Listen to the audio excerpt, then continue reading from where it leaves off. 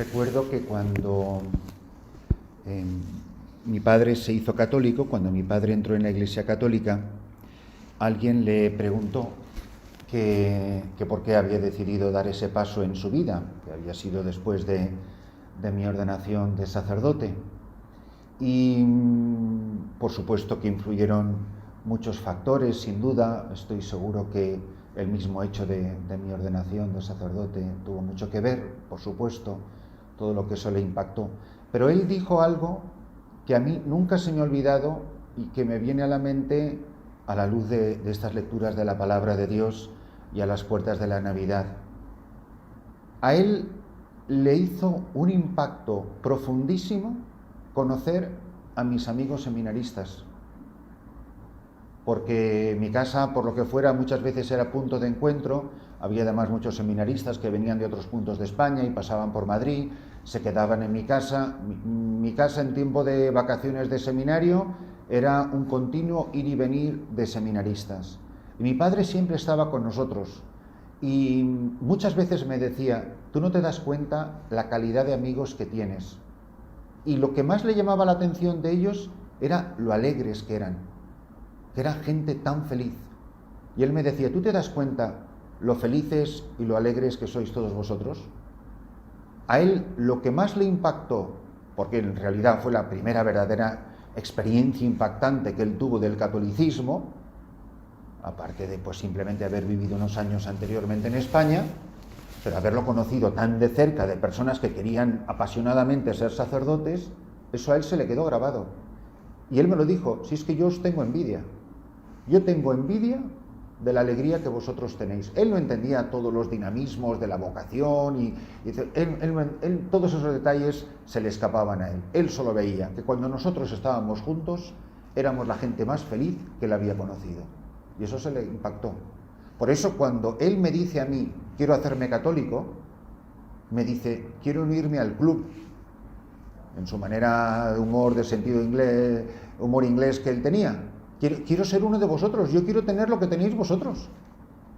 A mi padre no le convencieron unos grandes raciocinios doctrinales sobre la diferencia del anglicanismo y el catolicismo. Eso lo entendería él poco a poco después. Pero el impacto, lo que le conmueve a él por dentro es eso.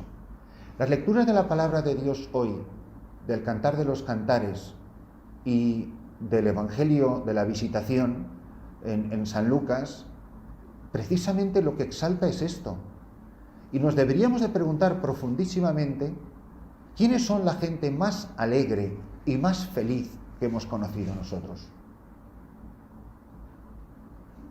Otra manera de preguntarnos por la palabra de Dios de esta mañana en nuestra vida: la gente cuando se encuentra conmigo es feliz. Yo me acuerdo el impacto que me hacía cuando iba a visitar a don José Rivera, mi director espiritual. Me daba igual lo que le estuviera pasando, lo que me pasara a mí. Yo salía de allí que me quería comer el mundo. Bajaba las escaleras del segundo piso de su casa que me quería comer el mundo. Y volvía al seminario dando trotes. Y no me enteré de la mitad de lo que me había dicho, ni todas las cosas que me había explicado, y todas las teologías, y la liturgia, y no sé cuántos.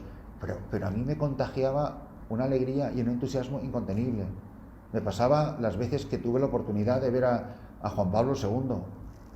Una persona que comunicaba una alegría de ser cristiano, una alegría de haber conocido al Señor, una alegría de querer ir al Polo Norte y al Polo Sur a anunciar a Jesucristo. Y ya para qué te cuento cuando conocí a la Madre Teresa, y es que la conocí durante 20 años, del 77 al 97. O sea, todo a su alrededor era gente que era feliz y contagiaba alegría. Y por eso el testimonio de esta mujer arrasaba por donde pasaba.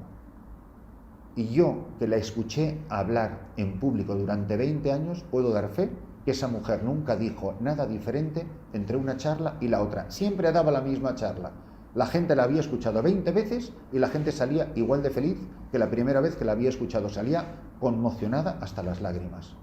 Bueno, ¿qué tienen estas personas que producen este efecto?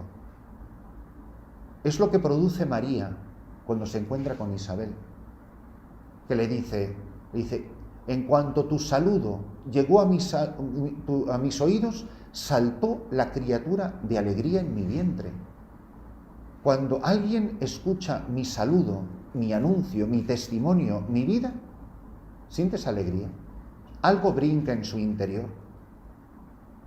En cuanto ella recibe el anuncio del ángel, se pone en camino. Esta es otra de las notas típicas de la alegría cristiana. Tú no puedes preguntar a una persona si es alegre o si no es alegre, si es feliz o no es feliz.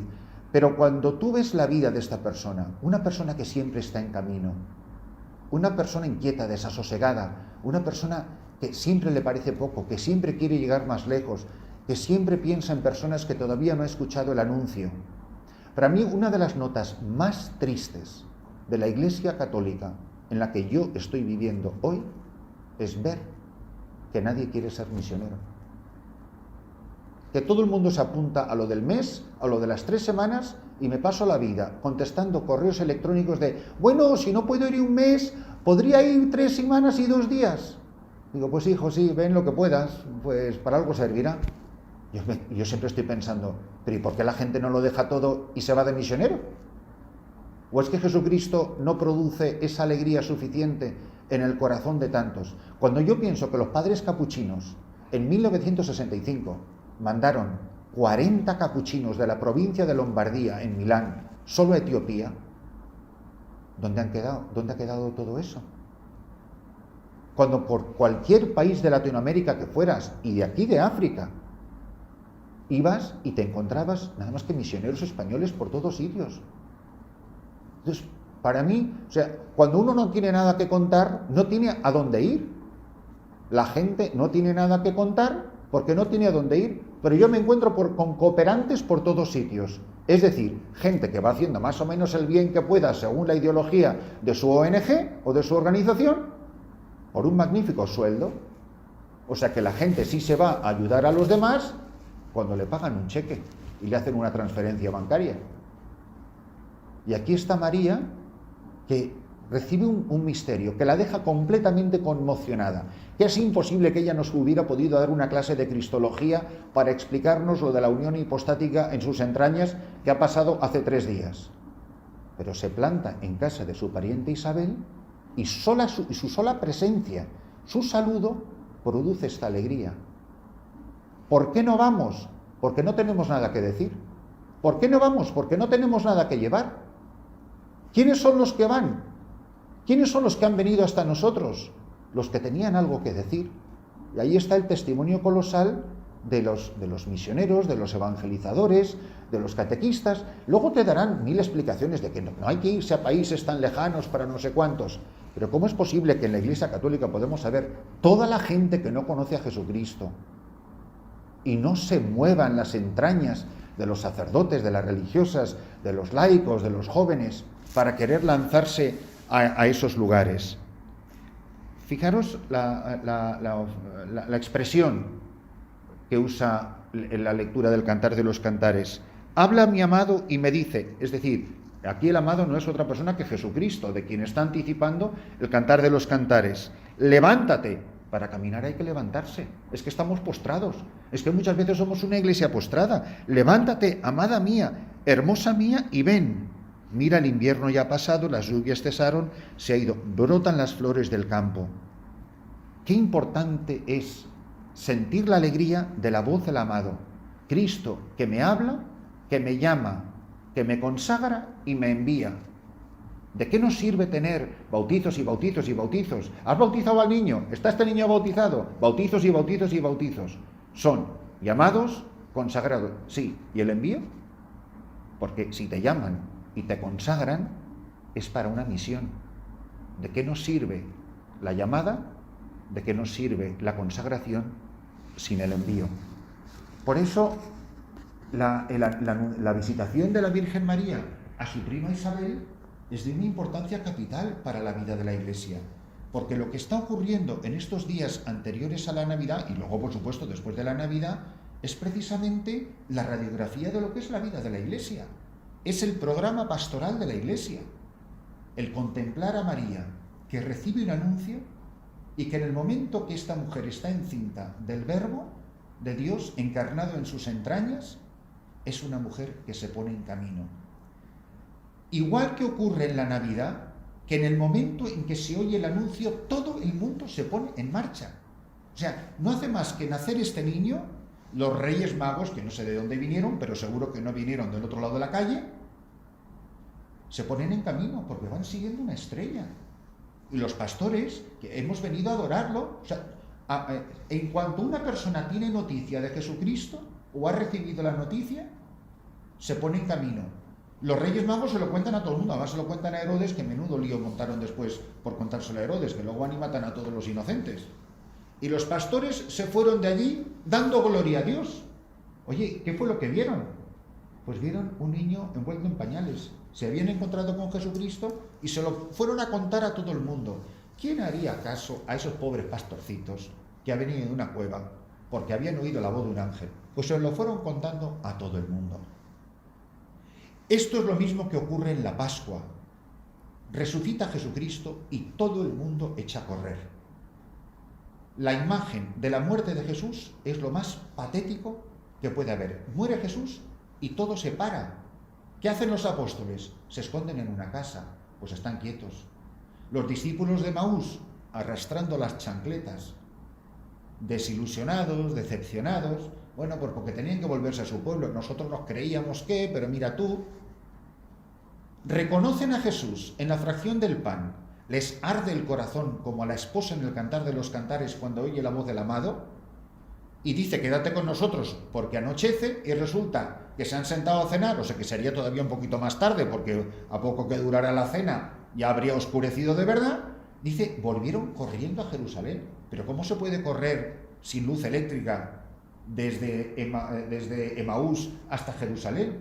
Bueno, pues yo no sé qué luz llevarían dentro del alma, pero eso se fueron corriendo y se lo contaron. Y lo cuentan con tal entusiasmo que en ese momento se aparece Jesús en medio de ellos. Cuando María visita a Isabel, brinca, hace presente a Cristo. Cuando aparece un cristiano que le arde el corazón, que ha escuchado la voz del amado, que tiene la voz del amado dentro de su corazón, llegas tú y la gente reconoce a Jesucristo. La gente del pueblo de Ars, del pueblecito de Ars, no eran grandes teólogos, pero debían de tener bastante buen olfato para un cura y otro cura. Y decían del cura de su parroquia, nuestro cura no es como los demás, el nuestro es un santo. Y decían, hemos visto a Dios en un hombre. Si es que no hace falta más aparición de nuestro Señor Jesucristo que los cristianos. Si los cristianos, cuando llegamos a un sitio, cuando nos encontramos con un grupo, cuando estamos en contacto con la humanidad, no producimos esta alegría, la que sintió mi padre con los seminaristas, y la que hemos experimentado todos en tantos momentos de nuestra vida, gente que ha colmado nuestro corazón de alegría, que no estaría de más que pensáramos, ¿quiénes han sido las personas a quienes yo más le debo la alegría que llevo en el corazón? ¿Quiénes son los que han sembrado a Jesucristo en mi vida? Y cuando la gente se encuentra conmigo, ¿qué experimenta? ¿Recibe a Jesucristo? ¿Se hace Cristo presente en medio de ellos?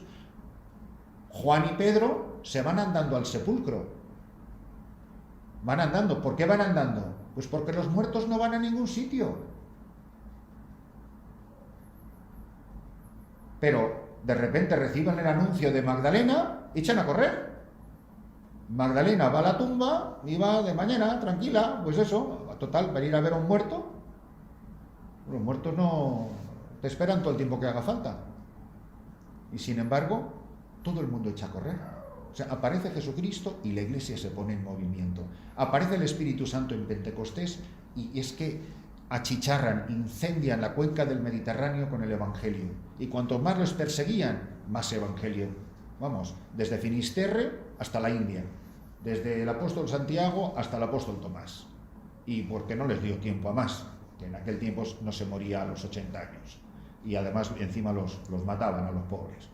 Vamos a pedirle al Señor que a las puertas de una Navidad nos preguntemos por nuestro termómetro de la alegría.